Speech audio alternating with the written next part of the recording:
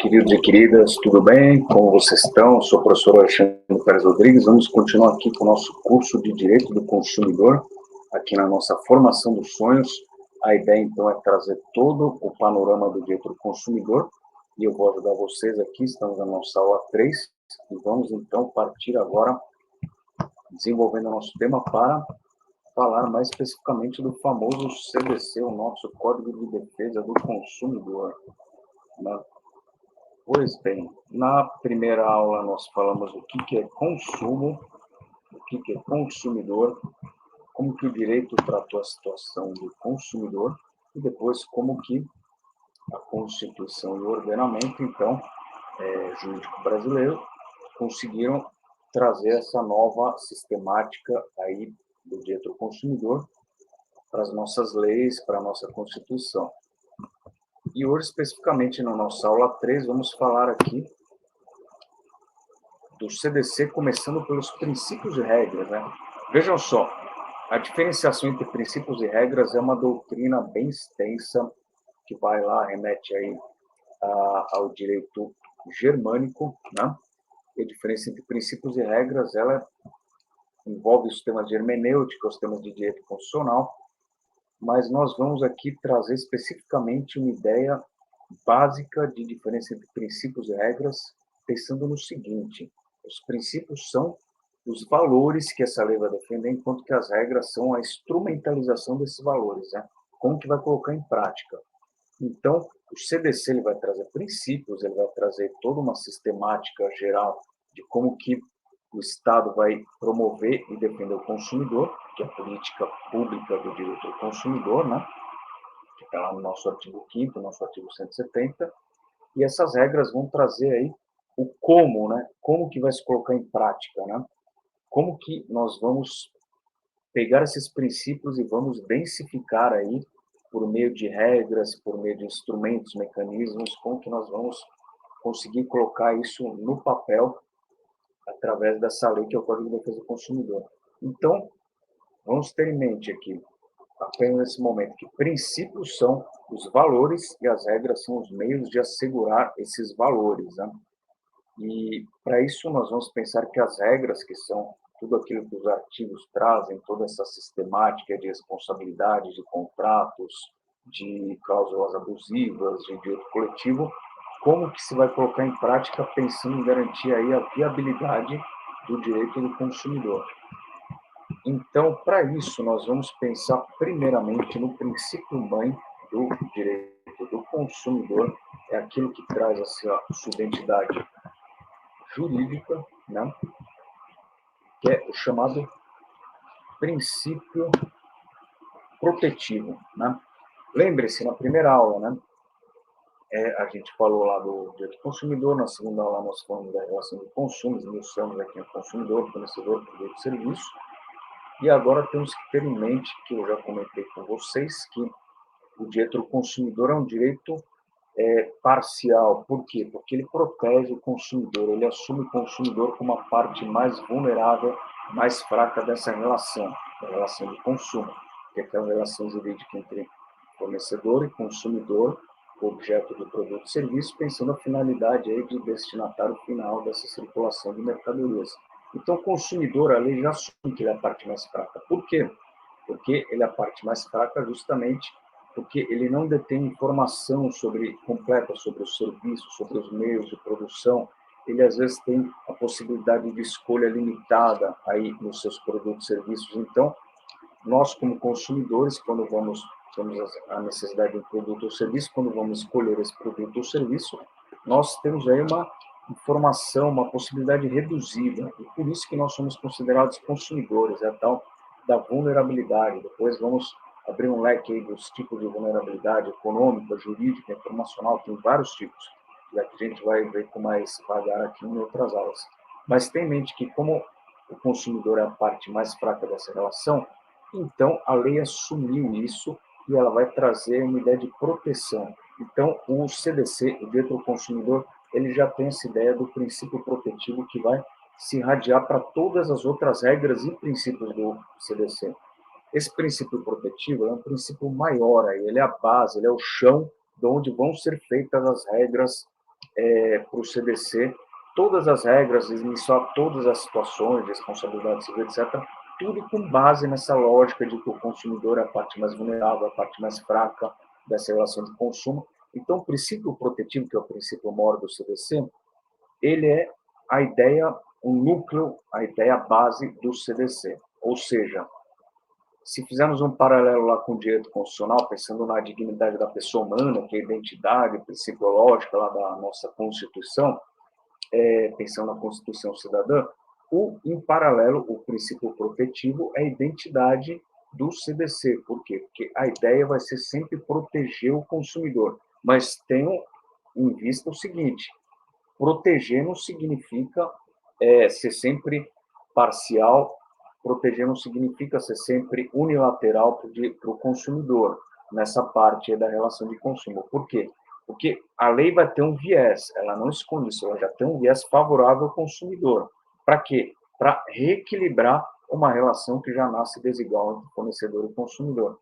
Porém, isso não quer dizer que essa lei vai ser sempre parcial, que as decisões do juiz vão ser sempre favoráveis ao consumidor, que o consumidor vai ter sempre a razão, não é isso. Ela vai trazer instrumentos para tentar botar novamente o consumidor aí em igualdade com o fornecedor, né, através da lei.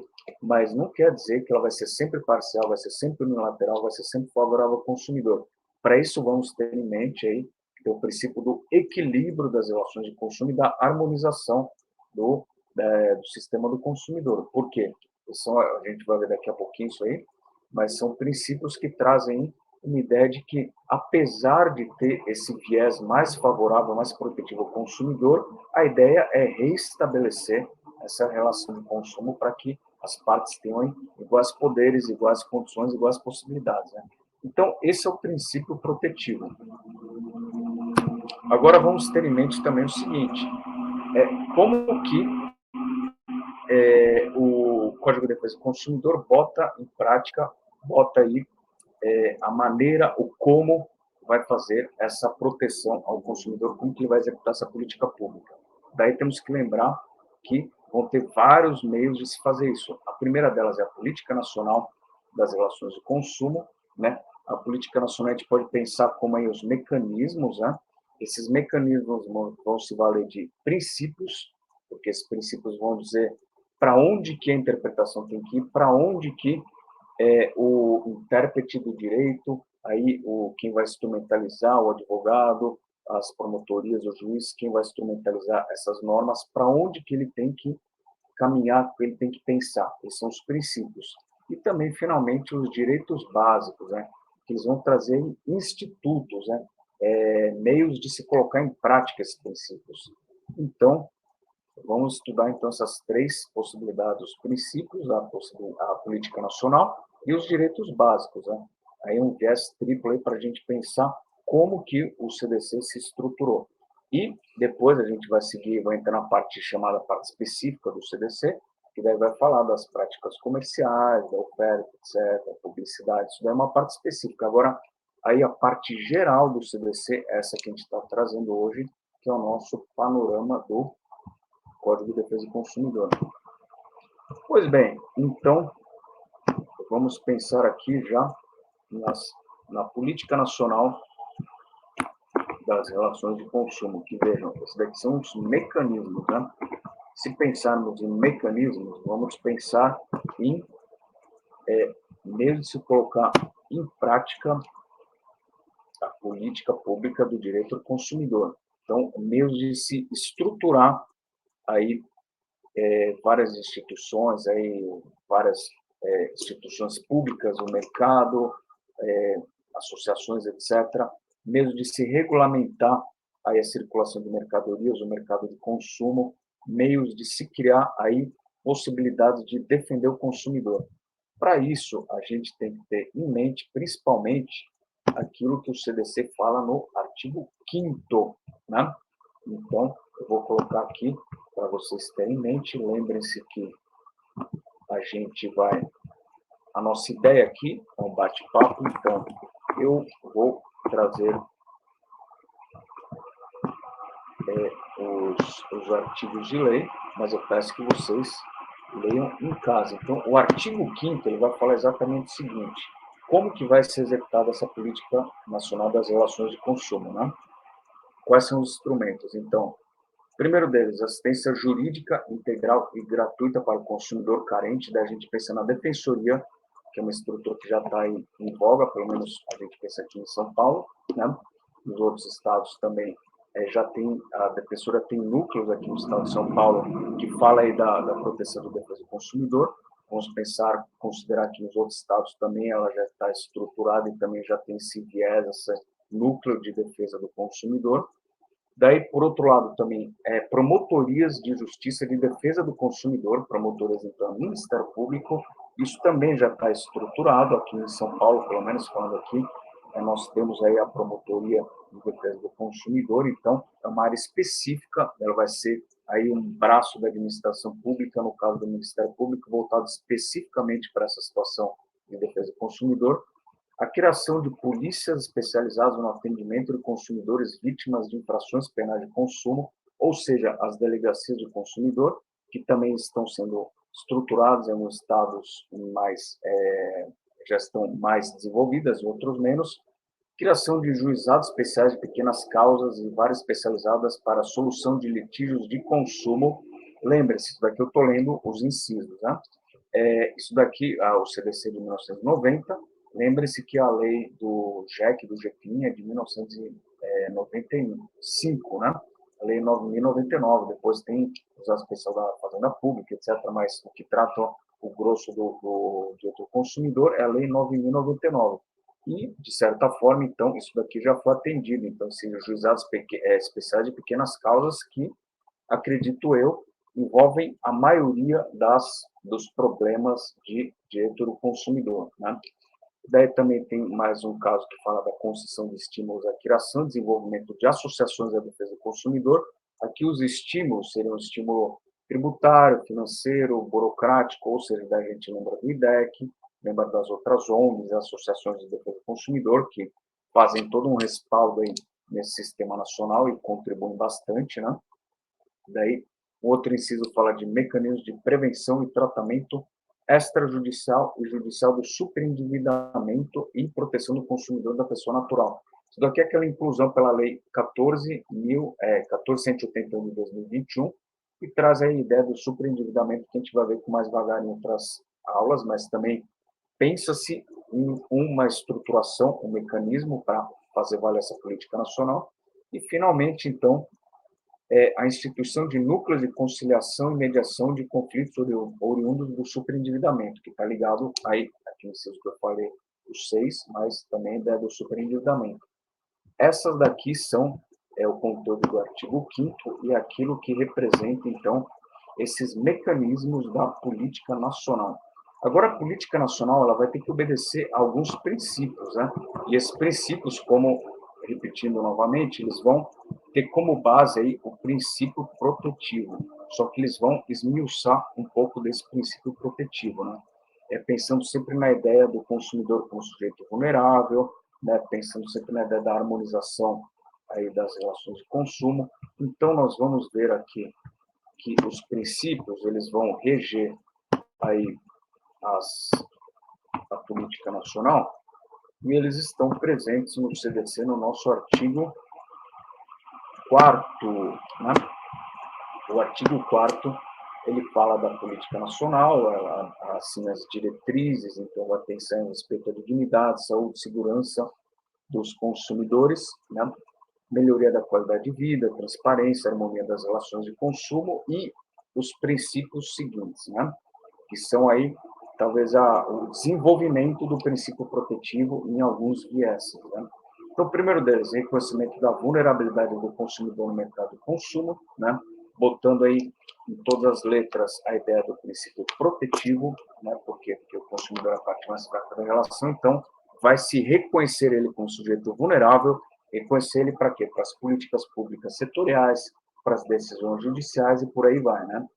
Daí depois um outro princípio, ação governamental, ou seja, daqui fala especificamente de uma iniciativa do poder público, né, de uma política pública direta nesse sentido, que é uma ação governamental no sentido de proteger o consumidor. Daí vai se esmiuçando nas alíneas, por iniciativa direta, por incentivos à criação e desenvolvimento de associações, de novo, aquilo que estava no artigo 5º, pela presença do Estado no mercado de consumo, ou seja, o Estado através da administração direta, né? O Estado através aí do Ministério Público, Defensoria, todos os braços do Estado, né? E o Estado também como consumidor, né? Porque se o Estado é um dos agentes do mercado de consumo, o Estado como consumidor, aquilo que eu falei na aula passada, né?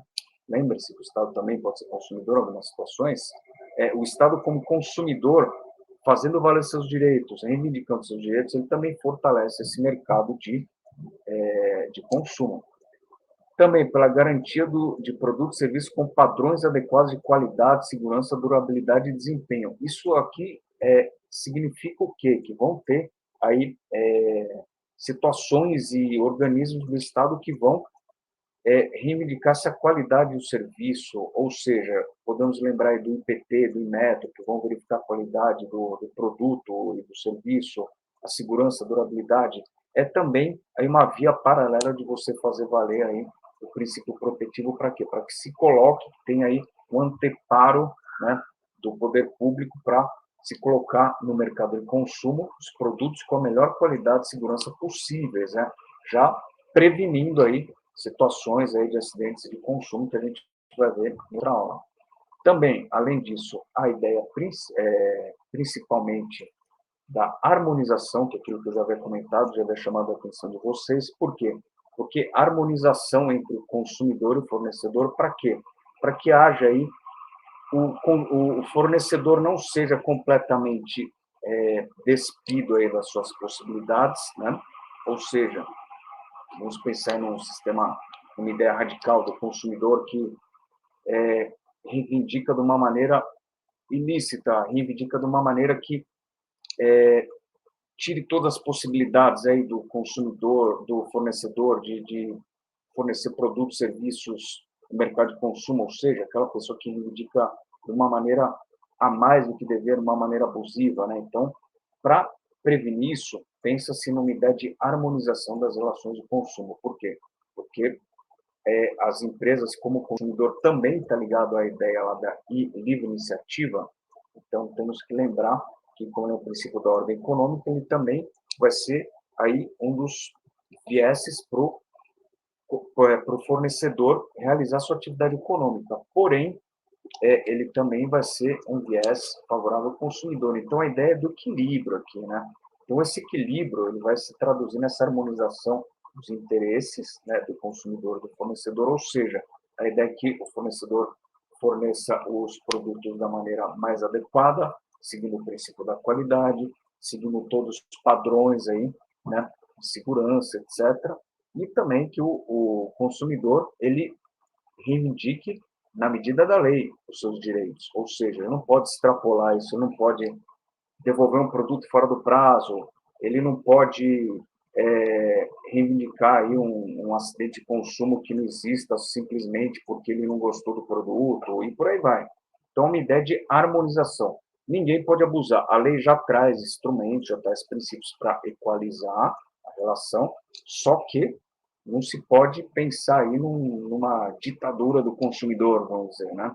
Por quê? Porque a ideia é a harmonização. Se tiver uma ditadura do consumidor, os fornecedores as empresas vão quebrar, os fornecedores vão estar em uma situação muito prejudicada e o próprio sistema do mercado de consumo vai falir. Então, a ideia de harmonização, né?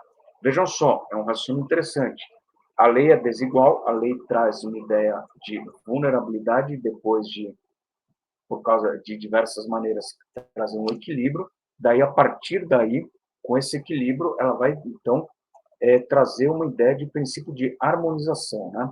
Então, tudo aquilo para quê? Para que uma coisa que já estivesse desequilibrada, foi possível chegar a um equilíbrio, e daí, a partir disso, numa situação concreta, não se pense em prejudicar demais uma parte em detrimento de outra, né? Isso é muito presente hoje em dia, pensando em crise econômica, pensando em situações complicadas com as empresas, e pequenas empresas, e MEIs, etc. Por quê? Porque se as empresas quebrarem, não vai ter fornecedores. Então, tenha em mente isso. Todo mundo sempre pensa que essa lei é completamente favorável ao consumidor. Não é. A lei, ela tem um viés, né? Ela tem aí, ela, a lei é parcial, ela já traz aí uma ajuda ao consumidor, porém, ela também traz a ideia de harmonização. Tenha isso em mente, isso é muito importante, gente. Seguindo adiante, daí, educação e informação de fornecedores e consumidores quanto aos seus direitos e deveres, com vistas à melhoria do mercado de consumo. Ou seja, educação e informação é muito importante para o fornecedor poder reivindicar, poder perguntar, poder ir além ainda, por exemplo, no saque, no pós-venda, perguntar e pesquisar e aí trazer um contraponto. Para quê? Para que o fornecedor futuramente melhore aí o seu pós-venda, melhore aí seus produtos em outras ondas aí que for fazer os produtos, for atualizar, né? Depois, seguindo adiante, incentiva a criação pelos fornecedores de meios de controle da qualidade e segurança de produtos e serviços, né? Assim como o mecanismo alternativo de solução de conflitos, que também é aí um dos braços aí da política nacional. Depois, coibição e repressão de todos os abusos praticados no mercado de consumo, inclusive a concorrência desleal, pensando aqui numa ideia bem de ordem econômica, né? E utilização indevida de inventos e criações industriais, pensando em propriedade industrial, ou seja, daqui também, como eu falei, esse viés de ordem econômica, esse viés mais empresarial, esse viés mais do lado do fornecedor, ele vai também inibir aí os abusos na criação, por exemplo, de uma concorrência desleal, de uma marca, um abuso lá de patentes, de marcas, etc. Então, ele também protege o fornecedor, porque o fornecedor ele é um dos agentes da relação de consumo, ele também não deve ser subjugado, não deve ser desnudo dos seus direitos, né? Depois, a racionalização e melhoria dos serviços públicos, que a gente vai falar de serviços públicos com mais vagar aí na outra aula, mas os serviços públicos também entram aí no mercado de consumo, na relação de consumo, e esse inciso é muito interessante, que ele fala aí do estudo constante das modificações do mercado de consumo. Por quê? Porque o direito do consumidor ele envolve aí tecnologia, envolve o estado da técnica dos produtos e serviços, então nós não podemos deixar aí o direito do consumidor engessado. Vejam só quantos assuntos surgem no direito do consumidor no dia a dia, né? Então, pensamos em plano de saúde, pensamos aí em Uber, pensamos em os produtos, streaming, etc. Tudo isso são produtos, serviços do mercado de consumo. Então, o direito do consumidor ele já se coloca como princípio estar aberto aí a esse estudo constante das modificações do mercado de consumo. Por quê? Porque se ele ficar engessado, se ele ficar fechado nas regrinhas que já foram feitas em 1990 no CDC, o direito do consumidor vai ficar datado. E a ideia, como são produtos e serviços, e como isso sempre evolui, baseado na tecnologia, nos gostos do consumidor, etc., isso não pode ficar fechado em si, só olhando para o próprio rabo. Então, o direito do consumidor ele tem aí um princípio que justamente coloca como uma ideia de você estar aberto para as atualizações, né? Daí também, mais uma ideia, mais um princípio, que é fomento de ações direcionadas à educação financeira e mental dos consumidores, que entrou novamente aí, através da Lei 14.181 do superendividamento, e outro ainda, princípio que entrou por essa Lei 14.181, que é prevenção e tratamento do superendividamento como forma de evitar a exclusão social do consumidor. A gente vai falar tudo isso na aula de superendividamento, mas ele entra como princípio, por quê? Porque as pessoas têm os seus anseios de consumo e nem sempre os seus anseios acompanham aí a sua possibilidade e capacidade financeira. Então, é importante termos em mente que a ideia do superendividamento deve ser regulamentada. Então, tudo isso são os princípios que regulamentam a política nacional. Agora, finalmente, a gente precisa falar dos nossos direitos básicos, né? E os direitos básicos, voltando onde eles estão, no nosso artigo 6º, aqui. Lembre-se, né? Eu comentei com vocês a primeira aula. Eu vou escrever aqui, só para a gente ter um roteiro de onde a gente está na aula, em que momento a gente está da aula. E os direitos básicos estão no artigo 6º. Eu estou escrevendo aqui para vocês, para a gente ter aí um lastro, né, para a gente ter um guia de onde a gente está, porque essa aula é mais um bate-papo, essa aula eu não trouxe slide, a gente vai fazer tudo de uma maneira mais rápida para rememorar, para trazer os pontos de dúvida, os pontos controversos, e vamos aos direitos básicos, que estão no artigo 6º. Os direitos básicos, na verdade, eles são institutos jurídicos, né? Porque eles são direitos, então eles são institutos jurídicos, ou seja, são formas de se colocar em prática possibilidades jurídicas dos princípios na Política Nacional do Consumidor, do princípio protetivo, né? E eles vão trazer aí diversos institutos. Né? Institutos a gente pensa no seguinte, a gente pensa aí tudo aquilo que o direito civil, por exemplo, o direito penal, por exemplo, eles trazem de ideias, criações jurídicas para fazer valer aí esses princípios. Né? Então, são regras, né? São regras, mas umas regras sedimentadas aí em possibilidades práticas de se colocar esse princípio aí no dia a dia, nos casos práticos do direito do consumidor. Então, quais são esses direitos básicos? Artigo 6º, então, a proteção da vida, saúde e segurança contra os riscos praticados no fornecimento de produtos e serviços. O que isso daqui significa? Que vão ser criadas regras de responsabilidade por fato e vício do produto, principalmente por fato, porque se pensa no risco, né, dos produtos e serviços no mercado de consumo. Então, isso daqui já é um direito básico, um direito maior, um direito fortalecido aí pela relação de consumo. Depois, a educação e divulgação sobre o consumo adequado, né? Então, isso daqui dialoga com a ideia de educação, informação na vida do consumidor, né? Asseguradas a liberdade de escolha e igualdade nas contratações. Vejam só, igualdade nas contratações é um discurso bem aí da ordem econômica, de iniciativa, lá dos contratos, do direito civil, da boa-fé objetiva. Ele dialoga com tudo isso, né?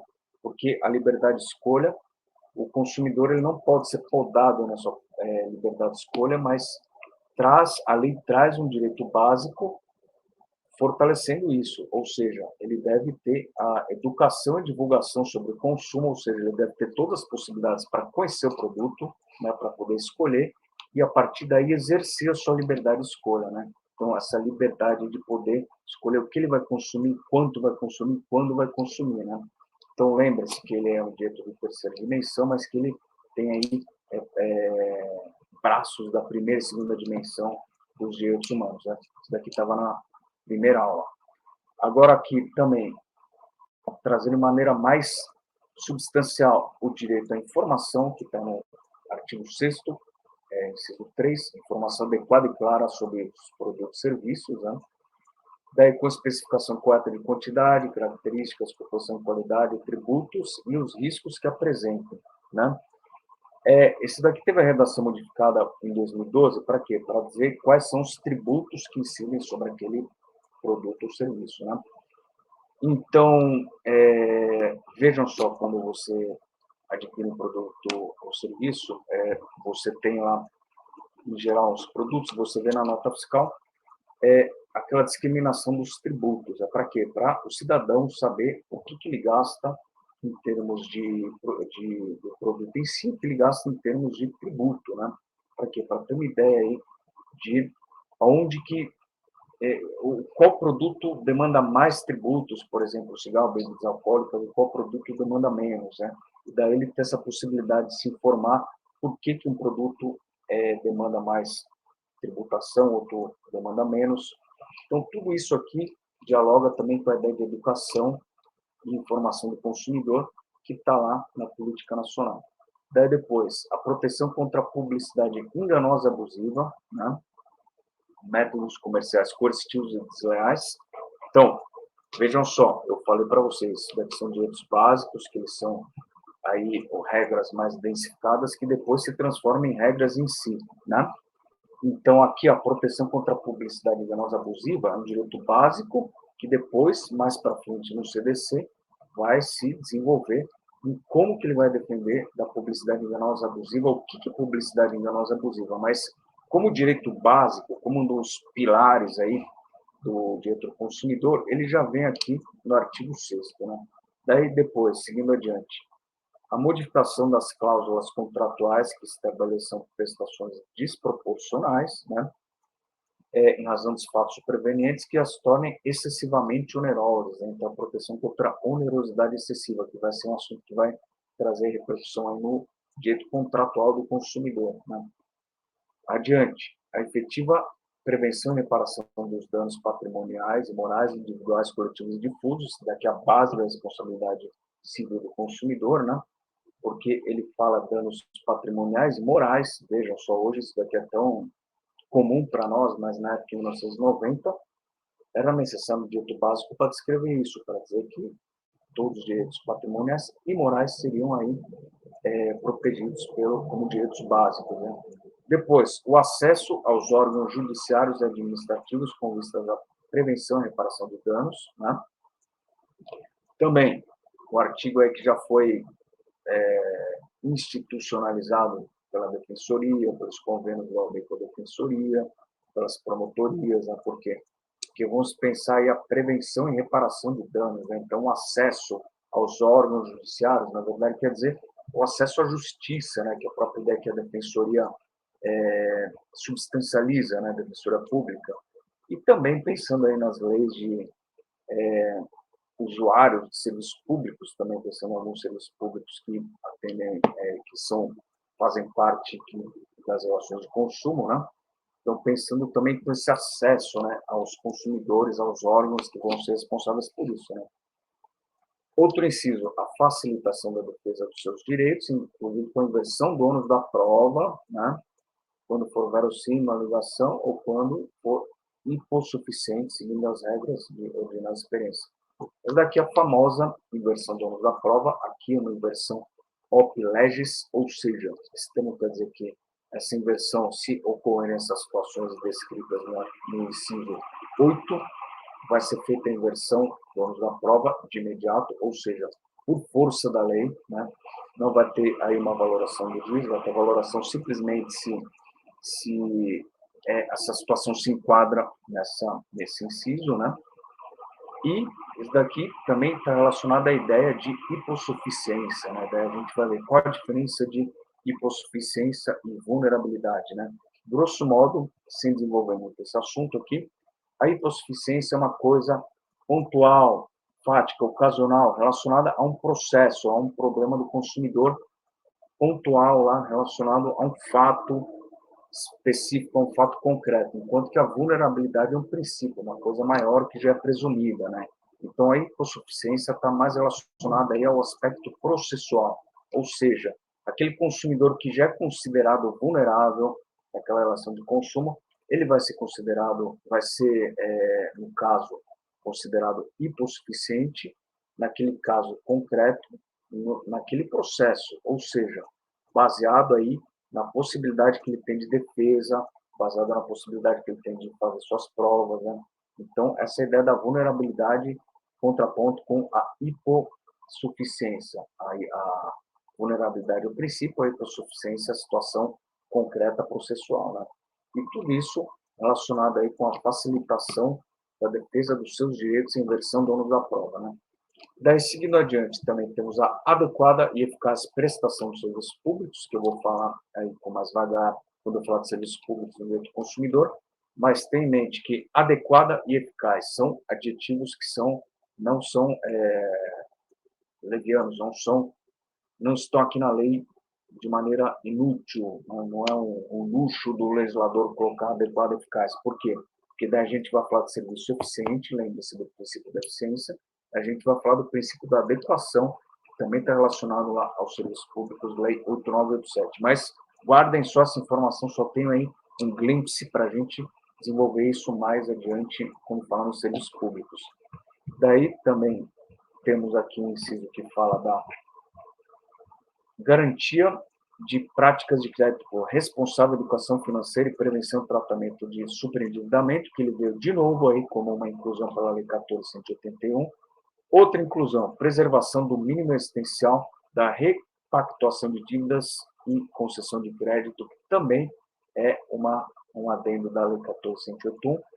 Um outro adendo, a informação dos preços de produtos por unidade de medida, tal como quilo, litro, metro ou outra unidade, conforme for o caso. Isso daqui também veio pela lei do superendividamento, mas também é uma ideia que está relacionada em geral aos direitos básicos, como talvez uma ideia que dialogue com informação, né, com direito à informação, porque às vezes a pessoa não sabe quanto é o preço por quilo, né? Eu quero 1 quilo daquilo, daí eu ganho o preço cheio. A pessoa tem, ela deve ter a necessidade do consumidor como seu direito aí de informação, como seu direito aí a prevenir compras necessárias, prevenir aí um superendividamento, etc.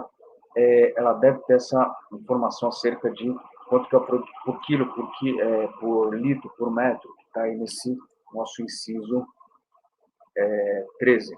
Né? E daí também, finalmente, terminando aí a ideia dos direitos básicos, o artigo 6º fala que a informação, o direito à informação deve ser acessível à pessoa com deficiência. Né? Então, isso é o que fala o artigo 6º. E vejam só que o artigo 6º ele fala que não se isenta de outros direitos decorrentes de tratados e convenções internacionais de que o Brasil seja signatário, né? Desde que, claro, né, eles derivem dos princípios gerais do direito, analogia, costumes e equidade.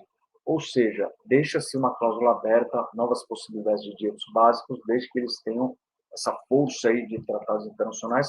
Lembrando que nós não temos ainda tratado sobre específico, né, sobre direito do consumidor. Né? O direito do consumidor ele tangencia outros tratados, mas não tem um tratado, por exemplo, convenção sobre direito do consumidor, assim como tem convenção sobre direitos da mulher, etc., direitos da criança. Né?